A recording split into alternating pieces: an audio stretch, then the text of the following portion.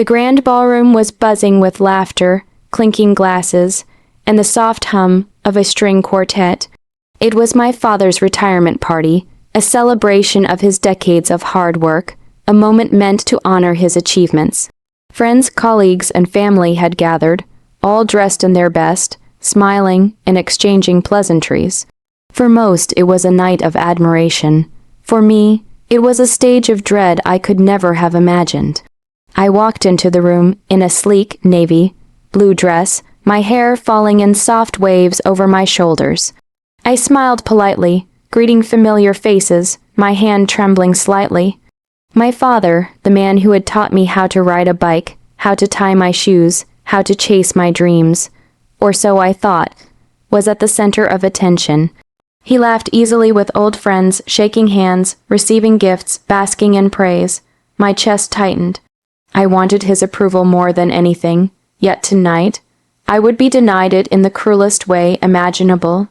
As the toast began, I stepped forward, ready to give my own words of love and gratitude. I had rehearsed them endlessly, every word meant to reflect not just pride in his accomplishments, but the love I had carried for him all these years. My husband stood beside me, offering a reassuring squeeze of my hand. Everything seemed perfect, or so I believed. Then he saw me. My father's eyes, usually warm when they looked at me, hardened. His expression twisted into something unrecognizable. Before I could even utter a sentence, he shoved me with such force that I stumbled and fell to the floor. The entire room gasped. Champagne glasses trembled in their holders. A few friends rushed toward me, hands outstretched. My dress crumpled beneath me, my knees scraped and aching, but nothing compared to the ache in my chest. "You're not my real daughter," he said, his voice loud, sharp, cutting through the air like a knife. The words hit harder than the fall. My ears rang, my vision blurred, and for a moment I couldn't breathe. Whispers erupted across the room. People looked at him with shock, at me with pity or confusion. My husband froze, eyes wide, unsure whether to intervene or stay calm. I could feel the weight of every gaze, the humiliation wrapping around me like chains. I wanted to scream, to demand an explanation, to confront the man who had been my hero, my protector, my father. But no words came. Instead, tears threatened to spill, hot and unrelenting, as my heart broke in ways I hadn't thought possible. How could the man who had held me as a baby, who had comforted me through scraped knees and broken hearts, declare I was not real? My mother, standing quietly beside him, didn't speak. Her face was pale, eyes glistening, lips pressed into a thin line. She had always been the gentle mediator, the one to soften his harshness, but tonight her silence was deafening. I realized in that horrifying moment that my family had fractured in ways I hadn't fully comprehended. Later, in the quiet of our home, I sat curled on the couch, the fall still throbbing in my knees. My husband knelt beside me, his hand warm over mine, yet I could feel the tension in his jaw, the frustration at not being able to shield me completely. "He's cruel," he whispered. "I can't believe he said that." I nodded, unable to respond. Anger and hurt churned inside me, a storm that refused to settle. But beneath the pain, a small, burning ember of determination flickered. I realized something crucial that night. I might be denied love by the one person I had believed I could count on, but I would not let his words define me. I was real, I was strong. I was not his false accusation, nor his cruelty, nor the humiliation he had tried to impose upon me. And somewhere deep down, a thought began to form, faint and dangerous, like the quiet hiss of a rising tide. If he thought he could break me, he was wrong. The spark of revenge didn't feel sweet yet. It was only a pulse, a heartbeat, a promise to myself that the next time he looked at me, it would not be with disdain. It would be with the recognition of what he had underestimated, a daughter forged in resilience, no longer a victim, and no longer silent. The days after the retirement party were suffocating. My father acted as if nothing had happened. He smiled politely when I entered a room, shook hands with friends, and even gave me the occasional nod of acknowledgement. But it was hollow, distant, and filled with an edge I couldn't ignore. My mother avoided my gaze, pretending that the incident had been a momentary lapse, while my husband stayed close yet somehow seemed burdened, his protective instincts battling with frustration. The situation. At first, I thought about confronting him, demanding answers, forcing him to explain why the man who had once been my anchor could strip me of identity in front of an audience. But I quickly realized that confrontation would only fuel his arrogance. The last thing I wanted was to give him the satisfaction of seeing me crumble, or fight back in a way that made him feel victorious. Instead, I wore a mask of normalcy. I smiled at family gatherings, laughed at his jokes, and acted as if the party had never happened. I played the dutiful daughter, attending events, helping with family affairs, even complimenting him publicly on his retirement accolades. But beneath the composed exterior, my mind was alive with observation, calculation, and silent rebellion. I began noticing the cracks in my father's carefully constructed life. Colleagues whispered about deals that went wrong, partners who felt deceived, and rivals who had learned to exploit his arrogance. The man, who had humiliated me with a single phrase, was not invincible. He had weaknesses, blind spots, and vulnerabilities. Every piece of gossip, every small discrepancy, became a note in the symphony of a plan I hadn't fully composed yet. Meanwhile, my husband became my confidant in more ways than one. Late at night, when the world was quiet and our home was ours alone, we spoke in hushed tones about everything I felt, everything I feared, and everything I planned. He didn't push me to retaliate immediately. Instead, he helped me see my own worth, reminding me that my life was not defined by my father's cruelty. "You're stronger than he ever imagined," he whispered one night, pressing his forehead to mine, "and one day he'll see that too, but only if you let him." Those conversations became a source of quiet strength. My anger no longer consumed me. It refined me. I learned to channel humiliation into resolve, betrayal into insight. Each time my father dismissed me with a cold glance, each time he flaunted his power, I cataloged the moments, memorizing the ways in which I had been underestimated. I began to act subtly, carefully testing boundaries. I offered advice in family business matters, subtly pointing out opportunities he had missed. I smiled politely as he brushed off my suggestions, taking note of the way he undervalued me. And behind the scenes, I started laying the groundwork, reaching out to contacts in his circle, learning the inner workings of his empire, discovering the truths he had carefully hidden. By the end of the month, I was no longer merely his daughter. I was an observer, a strategist, and a quiet force gathering strength. My husband noticed the change in me, and while he worried about the weight I carried, he also admired the calm determination settling over my features.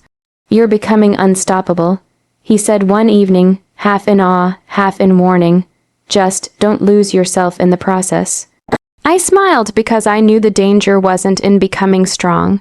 It was in letting him see it before I was ready. Revenge, I realized, was not about impulsive acts of spite. It was about patience, precision, and timing. And right now, patience was my most powerful weapon. The mask I wore in public, smiling, calm, composed, was a shield. Behind it, I was sharpening my resolve, gathering intelligence, and imagining the moment when I would step into my own power and reveal the truth. My father had called me not real, had tried to erase my existence in one humiliating statement, but I was real. I was deliberate, cunning, and growing stronger every day. By the time another family event rolled around, I was ready to play my part to perfection. I would appear the dutiful daughter, the loving wife, the picture of composure. But beneath the surface, I was already planning, already moving toward a sweet, quiet reckoning that would remind him of one undeniable fact. I was not just real, I was unstoppable. Months had passed since the night my father shoved me to the floor and declared I wasn't his real daughter. In that time, I had learned to hide the storm within me behind calm smiles, subtle gestures, and the mask of normalcy that everyone, including him, took at face value. But beneath it, I had become something he could never anticipate. Quiet, intelligent, and unstoppable. Revenge, I realized, was not about anger. It was about precision, patience, and timing. It began with small moves, almost imperceptible. I started by observing him more closely. understanding not just his business dealings, but the way he relied on appearances, his obsession with respectability, and the subtle insecurities he hid beneath his arrogant posture. I reached out to colleagues he had underestimated, people he had written off as insignificant. Slowly, I built bridges, gathered insights, and learned the cracks in his carefully maintained empire. Each secret I uncovered, each small victory in knowledge, became a brick in the foundation of my plan. At home, my husband became my co-conspirator, though never in a way that encouraged cruelty. He reminded me that the goal wasn't to destroy my father, but to reclaim my power and dignity. "Let him see what he missed," he said one night, brushing a strand of hair from my face, "not because you want to hurt him, but because you deserve to be recognized." And recognition, I realized, was mine to claim. I began attending social and professional events in my own right. My charm, intelligence, and unwavering composure attracted admiration and respect. Slowly, people in my father's circle began noticing me not as his daughter, but as a force to be reckoned with in my own right. Invitations arrived, opportunities opened, and his carefully constructed aura of superiority began to falter, silently, almost imperceptibly. The true turning point came at the annual corporate gala, an event my father had long used to assert his dominance and showcase his achievements. This year I walked in wearing a confident smile, dressed impeccably, my husband by my side. The guests barely recognized the woman I had become, poised, commanding, respected. My father looked at me with a flicker of surprise, quickly replaced by the habitual pride he wore like armor. But beneath it, I could sense uncertainty creeping in, a faint tremor in his otherwise assured posture. I had orchestrated subtle revelations for the evening. With carefully placed conversations, I exposed discrepancies in his business dealings that he had long ignored, pointed out mismanaged projects, and highlighted colleagues he had betrayed all without uttering a single confrontational word. The room responded, whispers turned into astonished glances, polite smiles turned into awkward laughter, and suddenly, the once unshakable patriarch of our family and his business world appeared fallible. I didn't gloat, I didn't shout, I didn't make him confront me directly. I let the truth speak for itself, and it did so beautifully. People who had once admired him now questioned, hesitated, and whispered behind his back, and I, the daughter he had publicly shamed, stood at the center of it all, radiating calm power. After the gala, my father approached me, his expression a mix of irritation and grudging acknowledgement. "You've changed," he said finally, as if he were tasting words he hadn't intended to say. "Yes," I replied softly, holding his gaze. "I've always been real. You just refuse to see it." My husband's hand found mine, his thumb brushing over my knuckles. His pride was palpable, but there was no smugness, no desire to humiliate, only a quiet recognition that I had reclaimed my dignity in a way no one could take from me. For the first time since that terrible night, I felt completely unshackled. I was no longer the powerless daughter who had fallen to the floor. I was a woman who had turned betrayal into strategy, pain into strength, and humiliation into triumph. That night, lying in bed beside my husband, I realized something vital. Revenge was not about ruining him. It was about asserting my truth. It was about walking through the world unashamed, confident, and unstoppable. My father had tried to define me, to diminish me, to erase my existence. But I had outsmarted him, outgrown him, and reclaimed every piece of myself he thought he could destroy. And the sweetest part, I had done it all with grace. The weeks following the gala were different. The tension that had lingered like a shadow in every family gathering had shifted. My father no longer held the unquestioned authority he once wielded. The whispers of doubt followed him like a quiet echo. And I, the daughter he had humiliated so publicly, had become a presence impossible to ignore, not because of anger or spite, but because of my own strength, intelligence, and quiet dignity. He reached out eventually, in a tentative, uncertain way, sending a message that asked for a conversation. I knew what it meant. An apology, an attempt at reconciliation, or perhaps just a search for recognition of the fact that I had outshone him in subtle ways. My heart ached at first, because part of me still craved the fatherly love that had been denied, but I had changed. I no longer needed his approval to feel whole. I had built my life, my identity, and my worth outside his shadow. When we met, his expression was a mixture of discomfort and humility. "I was wrong," he said finally, words heavy with years of denial. I never should have said what I said that night. I studied him, searching for sincerity, measuring the weight of his words. But I had learned something vital over the months. Healing, for me, was not dependent on his remorse. "It hurt," I said quietly. "You made me doubt myself for years. But I've realized that my worth isn't tied to what you say or fail to say. I am who I am." The silence that followed was telling. He didn't argue, didn't try to manipulate, didn't attempt to diminish my words. He simply nodded, a faint acknowledgement that his actions had consequences he could no longer control. In that moment, I understood something profound. I didn't need his apology to feel vindicated. My life, my achievements, my dignity, those were already my own. After that meeting, life began to feel lighter. My husband and I continued to build a home rooted in trust, love, and mutual respect. Our laughter filled the rooms that once seemed heavy with tension. We traveled, explored passions long neglected, and celebrated small victories with genuine joy. Each step I took was a statement. I was real, I was loved, and I was unstoppable. Not because I had proven him wrong, but because I had proven myself right. Family events became easier, not because my father had changed completely, but because I had changed. I no longer sought his validation. I no longer waited for him to acknowledge me. And in that freedom I discovered a joy I hadn't known before, the power of self-recognition, the sweetness of standing tall, and the beauty of living for myself. There were moments when memories of that cruel night surfaced, the push, the words, the shame, but they no longer held me captive. Instead, they served as reminders of how far I had come. Each scar, emotional or otherwise, had become a mark of resilience, a testament to the woman I had become. My father's attempt to erase me had failed spectacularly. He had underestimated the strength he had instilled in me without even knowing it. The final turning point came unexpectedly, at a casual family gathering. I walked into the room with my husband, confident and calm, greeting everyone with warmth and ease.